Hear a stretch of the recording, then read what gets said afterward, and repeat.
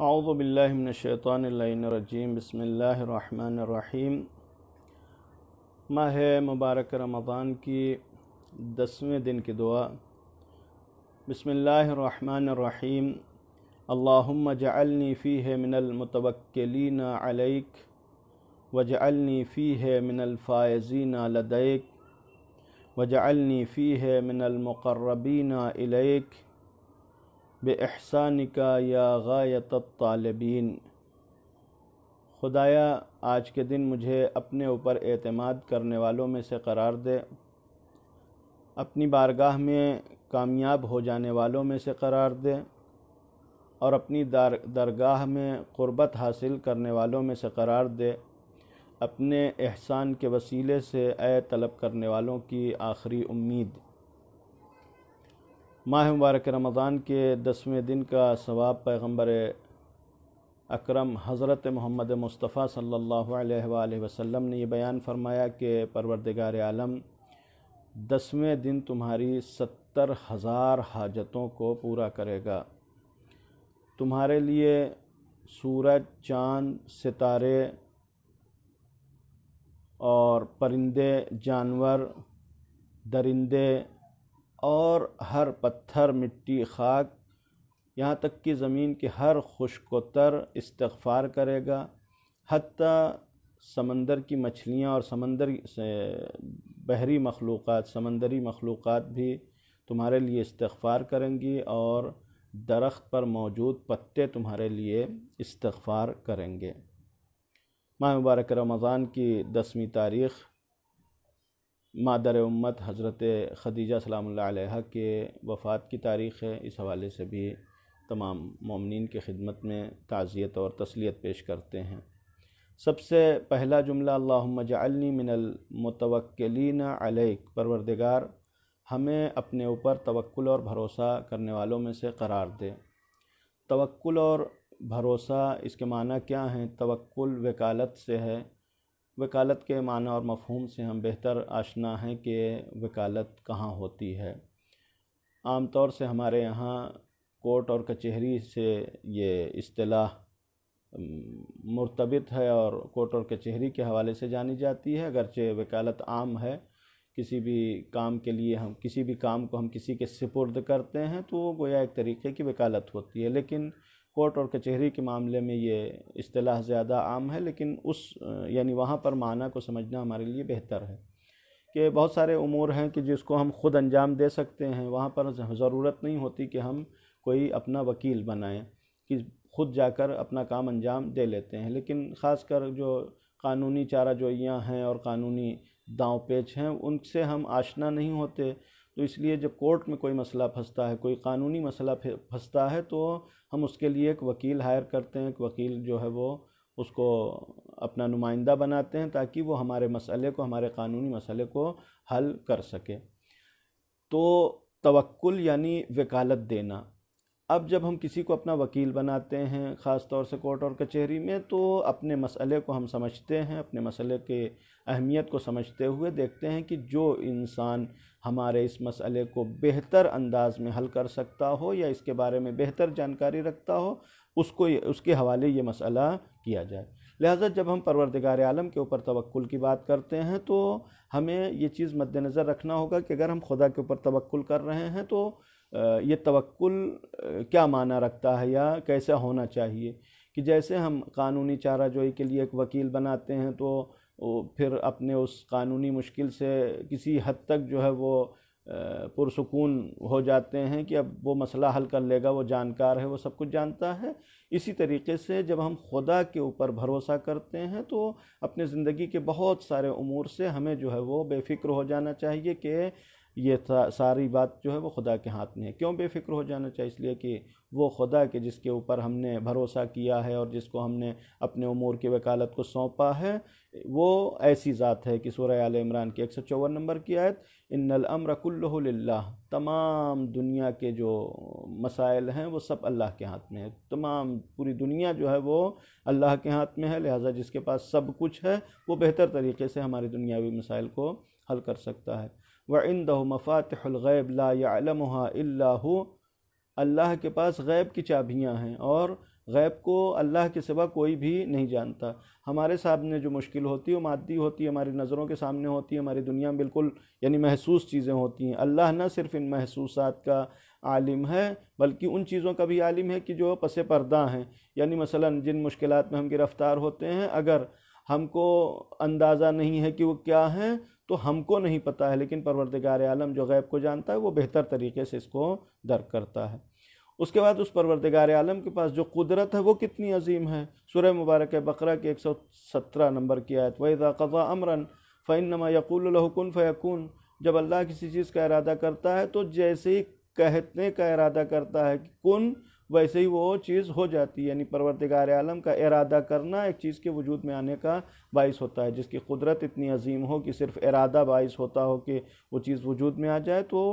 اس سے بہتر کون ہوگا کہ اس کے اوپر بھروسہ کیا جائے۔ یا سورہ مبارکہ بقرہ کی 116 نمبر کی آیت ہے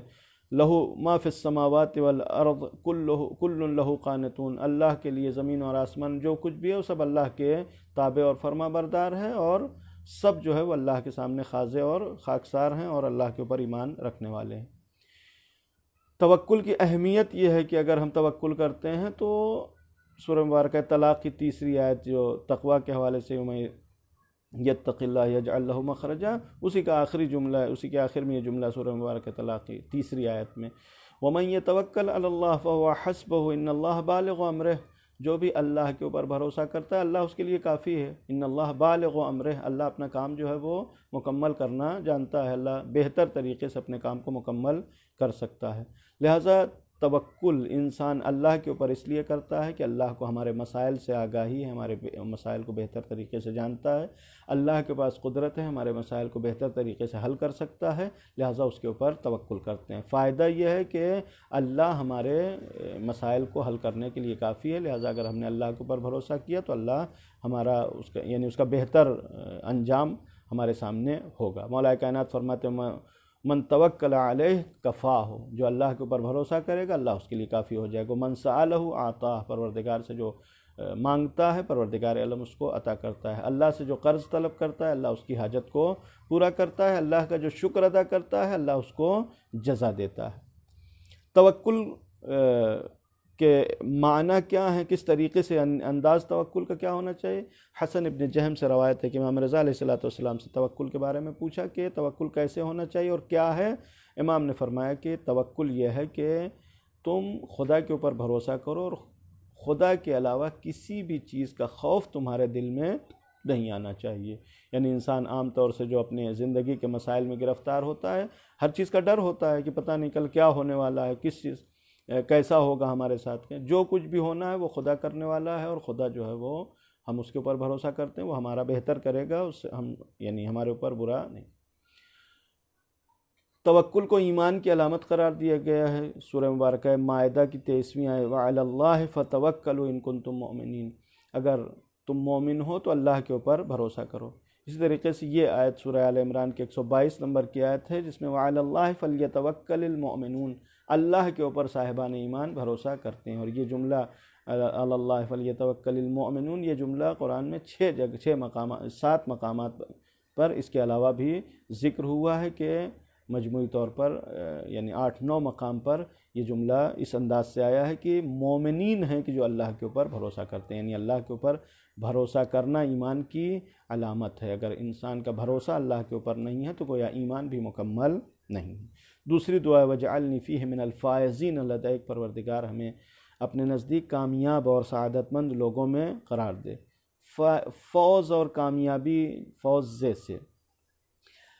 فوز اور کامیابی قرآن نے ایک معیار سورہ آل عمران میں 185 نمبر کی آیت میں یہ بیان کیا کل نفس ذائقۃ الموت، ہر نفس کو موت کا مزہ چکھنا ہے۔ وَإِنَّمَا تُوَفُّونَ أُجُورَكُمْ يَوْمَ الْقِيَامَةِ، اور تمہیں تمہارے اعمال کا مکمل بدلہ قیامت میں دیا جائے گا۔ اور قیامت میں بدلہ دینے کے حوالے سے قرآن نے ذکر کیا کہ کامیاب کون انسان ہوگا، فَمَنْ زُحْزِحَ عَنِ النَّارِ وَأُدْخِلَ الْجَنَّةَ فَقَدْ فَازَ، جو بھی جہنم سے دور کر دیا جائے اور جنت میں داخل کر دیا جائے وہی کامیاب ہے۔ لہذا کامیابی یہ ہے کہ انسان جہنم سے محفوظ رہ جائے، انسان جنت کا مستحق قرار پا جائے، یہی کامیابی ہے۔ وَمَا الْحَيَاةُ الدُّنْيَا إِلَّا مَتَاعُ الْغُرُورِ، اور دنیا کی زندگی صرف دھوکے کا سامان۔ سورہ مبارکہ انعام کی 16 نمبر کی آیت، وہاں پر بھی کامیابی کے حوالے سے بیان کیا، من یصرف عنہ یومئذ،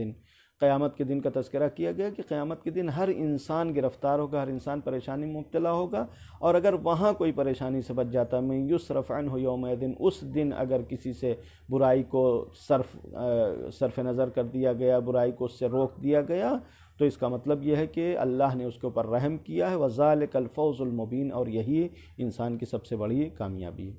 سورہ مبارکہ توبہ میں کامیابی کو اس انداز سے بیان کیا گیا کہ وعد اللہ المومنین والمومنات، اللہ نے مومنین اور مومنات سے جنت کا وعدہ کیا ہے، مساکن طیبہ یعنی بہترین مکانات کا جنات عدن میں وعدہ کیا ہے، اور اس کے بعد ورضوان من اللہ، اور اللہ نے رضوان اور خوشنودی کا وعدہ کیا ہے، ورضوان من اللہ اکبر، اللہ کی خوشنودی یہ سب سے بڑی یعنی سب سے بڑا اجر ہے، سب سے بڑا وعدہ ہے پروردگار عالم کا مومنین اور مومنات کے لیے، وَذَلِكَ هُوَ الْفَوْزُ الْعَظِيمُ، اور یہ انسان کی سب سے بڑی کامیابی ہے کہ انسان پروردگار عالم اس انسان سے راضی ہو جائے۔ سورہ مبارکہ مائدہ کے 119 نمبر کی آیت میں رضی اللہ عنہم ورضوا عنہ ذالک الفوز العظیم، اللہ جس سے راضی ہو جائے اور اللہ سے وہ راضی ہو جائے، یعنی بندہ خدا سے راضی ہو جائے، خدا بندے سے راضی ہو جائے، تو یہی سب سے بڑی کامیابی ہے بندے کے لیے۔ آخری دعا یہ ہے کہ وَجْعَلْنِي مِنَ الْمُقَرَّبِينَ إِلَيْكَ، پروردگار ہمیں اپنی قربت رکھنے والوں میں قرار دے، یعنی تیری بارگاہ سے ہم قریب ہو سکیں۔ پروردگار عالم نے اپنی قربت کے لیے وسیلے قرار دیں، وَابْتَغُوا إِلَيْهِ الْوَسِيلَہ، وسیلہ تلاش کرو، اور انہی وسائل کے ذریعے، انہی وسیلوں کے ذریعے انسان پروردگار عالم کی قربت حاصل کر سکتا ہے۔ الحمدللہ پروردگار عالم کا شکر ہے کہ پروردگار عالم نے ہمیں وسیلے کی معرفت کرامت کی ہے، اور یہ ماہ مبارک رمضان بہترین موقع ہے ان وسیلوں سے متوسل ہونے کا، یا ان وسیلوں کے استعمال کرنے کا کہ الحمدللہ ہمارے ہاتھوں میں دامن قرآن بھی ہے اور دامن اہل بیت بھی ہیں، اور یہ دونوں وسیلہ ہیں پروردگار عالم کی قربت کا، کہ پروردگار عالم اپنی بارگاہ سے ہمیں قریب کرے گا، اور ان کے ساتھ ساتھ پروردگار عالم احسان کرنے والا ہے، لہٰذا یہاں احسان کا